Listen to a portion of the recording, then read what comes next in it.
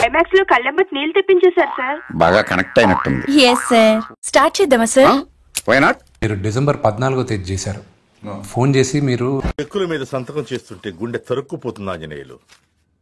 ఏదో ఒకటి చేసి స్టూడియో లేపాలి. లేపేద్దాం సార్. తక్కువ ₹1,00,00,000 వస్తుంది. ఒరే దివాకరం, నీకు తెలిసిన బాగున్నాడుగా అని గౌరవం.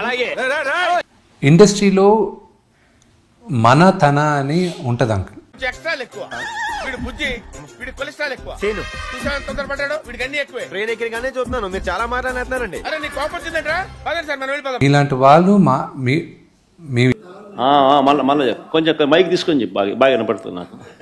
అయినా సరే ట్రా అంటే మీ అందరూ రావాలి. ఎందుకంటే చెప్పేది వినండి, ఇండస్ట్రీ ఒక కుటుంబం, దాంట్లో మీరు వన్ ఆఫ్ ద పెద్దలు మాకు. రే నేనే బెటర్ రా, కాస్త వెనక ముందు ఆలోచిస్తున్నాను. నువ్వేంట్రా ఏకం గేట్లు ఎత్తేస్తున్నావు?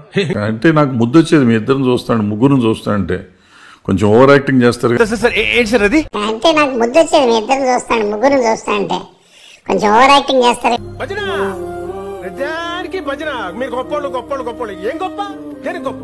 నువ్వు ఓవర్ యాక్టింగ్ కాదంటావు, నాకు అనిపిస్తూ ఉంటుంది. అది వేరే సంగతి. సరే తరలే, ఎన్నెన్నో అనుకుంటాం, అన్ని జరుగుతాయి. ఏమిటి? This not the right time for that. And discussion కూడా అనవసరం. మంచోండి అనుకుంటున్నారేమో, యాక్చువల్లీ నేను చాలా బ్యాడ్ బాయ్ సార్. నోరు తెరిస్తే నాకు బూతులు ఎక్కువ వస్తాయి.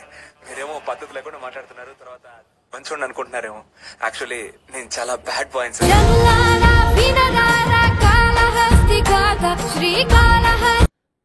తాత అయిపోయింది, అంతా అయిపోయింది.